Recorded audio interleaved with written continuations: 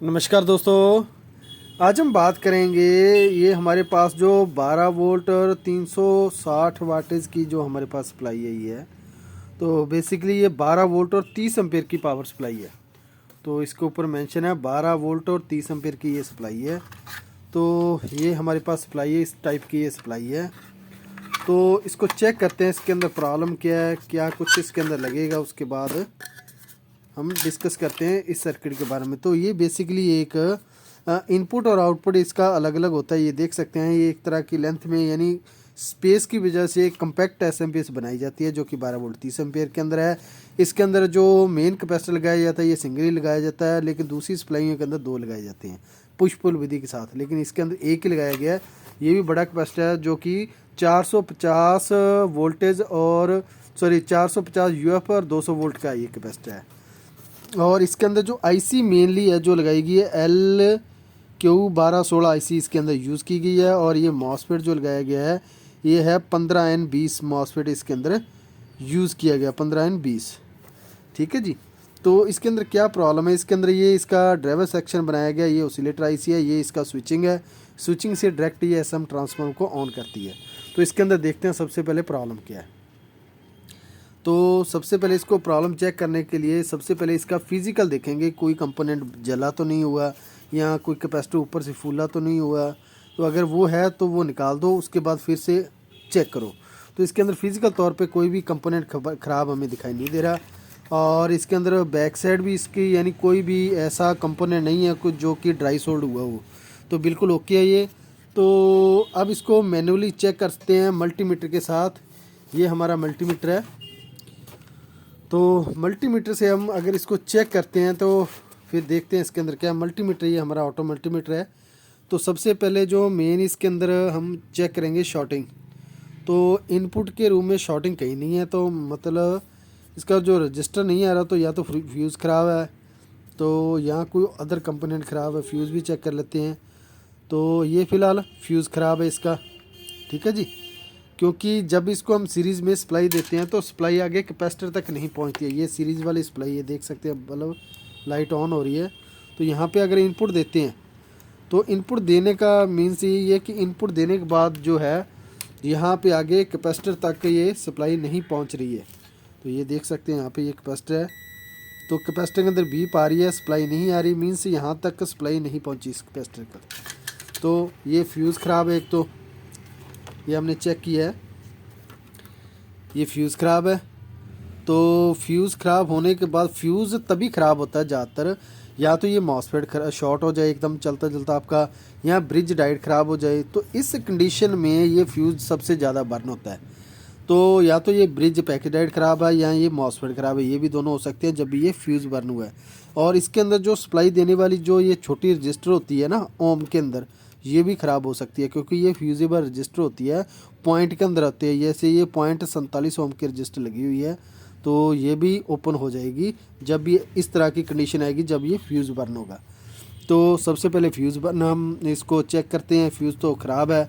और उसके बाद ब्रिज डायोड को चेक करते हैं यहाँ से। तो ये ब्रिज डायोड की जो आउटपुट है ये भी शॉर्ट है, तो मीन्स ब्रिज डायोड भी शॉर्ट है। और जो ये 1 2 3 रजिस्टर लगी हुई है यहाँ से यहाँ तक सप्लाई देने के लिए, तो इनमें एक रजिस्टर पे बीप आ रही है। तो ये भी रजिस्टर चेक करेंगे, इसके अंदर कौन सी रजिस्टर ख़राब है कौन सी सही है, इसको भी चेक करेंगे। और उसके बाद फिर पूरा सर्किट चेक करेंगे। ठीक है जी। तो सबसे पहले इस फ्यूज़ को चेंज करते हैं और इसको निकाल के चेक करते हैं कि इस वजह से शॉर्टिंग शो कर है या मॉसफेट की वजह से। तो बेसिकली जब भी ये शॉर्टिंग अंदर दो पिन अंदर भी शॉर्ट शो करी है ना, यहाँ पे ये ब्रिज पैकेट डायोड हमारा बाहर वाली तो शॉर्ट करती है, लेकिन अंदर वाली भी अगर शॉर्ट हो रही है तो मीन्स ये ब्रिज पैकेट डायोड ही ख़राब है। तो इसको निकाल के फिर चेक करते हैं। तो हमने ये पैकेट डायोड बाहर निकाल लिया है, तो इसको चेक करते हैं। तो रीडिंग फ़िलहाल यहाँ पे नहीं आ रही, लास्ट पिन पे 600 के करीब आ रही है। इंटरनल जो पिन है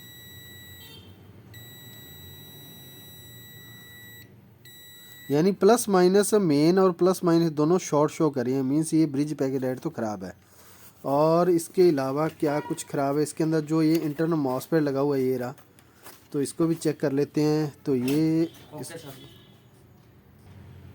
तो ये जो मॉसफेट है ये भी चेक कर लेते हैं।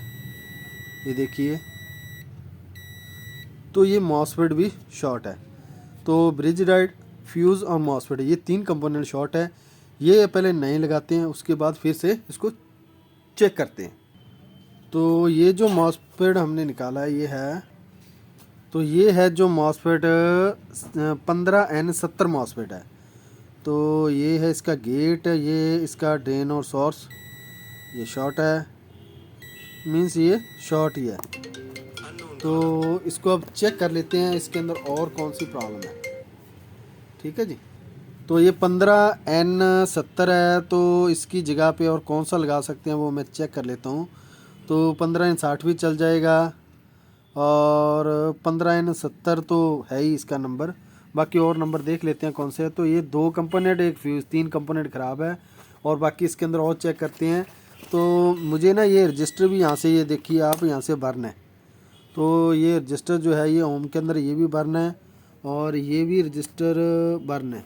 तो ये दोनों रजिस्टर भी इसकी चेंज करेंगे, उसके बाद चेक करते हैं। तो ये फ्यूज़ भी चेंज करेंगे तीनों, ये रजिस्टर चेंज करेंगे, मॉसफेट चेंज करेंगे, ब्रिज पैकेट डायोड चेंज करेंगे। और आईसी ख़राब ना हो तो सबसे बढ़िया है, क्योंकि ये नंबर अभी तक मेरे पास नहीं है, तो इसका अल्टरनेटिव नंबर ढूंढना पड़ेगा। तो वो फिर इसके अंदर हमें लगाना पड़ेगा। तो अब ये इतने कंपोनेंट चेंज करके उसके बाद इसको चेक करते हैं। तो अब हमने ये कंपोनेंट तीनों पुराने लगा दिए, हमारे पास पड़े हुए हैं, ये भी हमने पुराना लगा दिया है। और ये 15N70 भी हमारे पास पुराना मिल गया, और ये रजिस्टर भी हमने पुराने लगा दिए, ओल्ड। और फ्यूज़ लगा दिया हमने, ओल्ड। और बाकी फिज़िकल फ़िलहाल ठीक है। तो अब इसको थोड़ा सा वोल्टेज वगैरह देके इसको चेक करके देखते हैं, तो कि ये सप्लाई ऑन हो रही है या नहीं। तो फ़िलहाल अब इसको सप्लाई देके चेक कर लेते हैं एक बार। तो हाँ, तो ये सप्लाई अब ऑन हो चुकी है। शायद आपको इसकी एलईडी यहाँ पे दिखाई दे रही है, ये रेड। तो ये सप्लाई अब ऑन हो गई है। इसके अंदर जो मेनली फ़ॉल्ट कौन कौन से मैं आपको बता देता हूँ। एक तो इसके अंदर फ्यूज़ ख़राब था, वो हमने चेंज किया है, ये फ्यूज़। और जो दूसरा था ये हमारा ब्रिज पैकेज डायोड, जो ये ख़राब था पैकेज डायोड। और ये 15N70 ख़राब था, और एक फ्यूज़ ख़राब था। और इसके अलावा ये तीनों जो रजिस्टर ये ख़राब थी, क्योंकि एक रजिस्टर सही थी, बाकी दोनों ख़राब थी। तो इसलिए आप यहाँ पे सेम रजिस्टर लगाओगे तो अच्छे रहोगे, क्योंकि इसके अंदर फ्यूजिबल रजिस्टर है। ओवर यहाँ कोई भी शॉर्ट सर्किट होने के बाद तुरंत ये आईसी ख़राब, ये रजिस्टर ख़राब हो जाती है। अगर ये रजिस्टर बड़ी लगी होगी तो रजिस्टर जो है ये फ्यूजिबल ज़रूर लगाएं, क्योंकि जब भी ये अगर शॉर्ट सर्किट होगा तो ये फ्यूजिबल रजिस्टर होती है, जो कि जल्दी ख़राब हो जाती है, यानी बर्न हो जाती है, ओपन हो जाती है सर्किट, जिससे हमारा जो आईसी है ये बर्न होने से बच जाता है। तो इस तरह आप ये सर्किट पूरा जो इसके अंदर एक्चुअल कंपोनेंट है वो लगाइए, रजिस्टर वगैरह। तो बाकी अल्टरनेटिव नंबर आप लगा सकते हो, लेकिन ये 12 वोल्ट 30 एम्पेयर की सप्लाई है, तो आपने 1570 का ही आपने एफडी लगाना। तो हमने यही यूज़ किया है इसके अंदर, तो सॉरी मॉसफेट। तो ये फ्यूज़ वगैरह लगा के हमने इसको ओके कर दिया, ये सप्लाई ओके हो चुकी है अब। तो इसके अब वोल्टेज वगैरह भी चेक कर लेते हैं कितने वोल्ट आ रहे हैं इसके। तो इस तरह आप एक सिंपल सप्लाई जो है आप रिपेयर कर सकते हो, कोई दिक्कत नहीं है इसके अंदर। तो मैंने आपको बता दिया किस तरह आपको इसको चेक करना है और कौन कौन से वोल्ट होते हैं। तो ये हमने यहाँ पे इसके आउटपुट में लगाई है, और सीरीज़ हमने ऑन कर दी। तो ये वोल्टेज चेक कर लेते हैं कितने वोल्ट फ़िलहाल आ रहे हैं। तो ये 14 वोल्ट की सप्लाई इसके ऊपर आ रही है, ये देख रहे होगे आप शायद मल्टीमीटर के ऊपर। तो ये 14 वोल्ट की सप्लाई आ रही है। तो इसे हम थोड़ा सा एडजस्ट कर देंगे ताकि 12 वोल्ट के करीब हो जाए। तो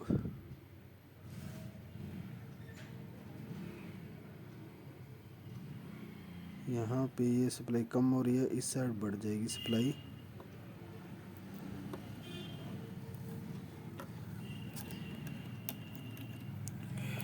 तो इसको इस तरह लगा के आप फिक्स कर लीजिए। तो मैं एक बार यहाँ पे इसको फिक्स कर देता हूँ, ताकि अच्छे से आपको वोल्टेज फ्लैक्चुएशन जो हो रही है वो सेट हो जाए।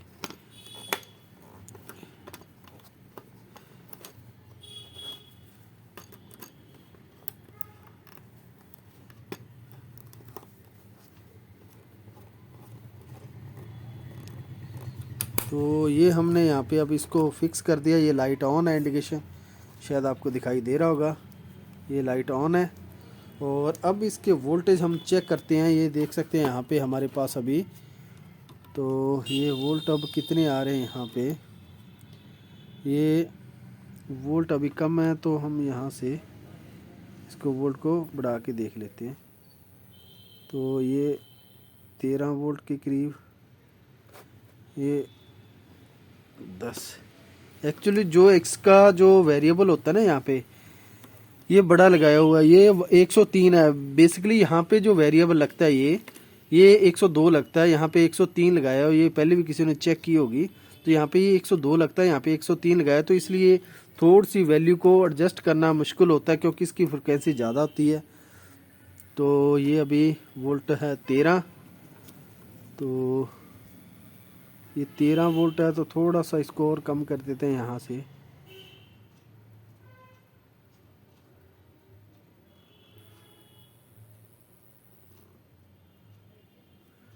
तो हमने 12 के लगभग सेट कर दिए इसको।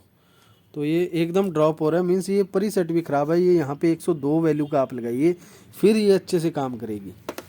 तो इस तरह आप एक पावर सप्लाई रिपेयर कर सकते हैं। बिल्कुल सिंपल सा तरीका था। जो मैंने पार्ट बताए, एक फ्यूज़ है, एक ये मॉसफेट, और ये 3 रजिस्टर थी, और एक मेन जो हमारा ब्रिज पैकेट ऐड था ये ख़राब था। ये तीनों हमने चेंज किए, आईसी ओके थी, तो ये सप्लाई कंप्लीट हो चुकी है। तो इस तरह आप एक एसएमपी को रिपेयर कर सकते हैं। अगर आपको वीडियो अच्छी लगी हो तो लाइक शेयर सब्सक्राइब जरूर करें, अपने दोस्तों के अंदर शेयर करें। अगर आपके पास भी टॉपिक है तो डिस्कस करना चाहते हैं तो आप मुझे कमेंट कर सकते हैं। तब तक के लिए धन्यवाद जी।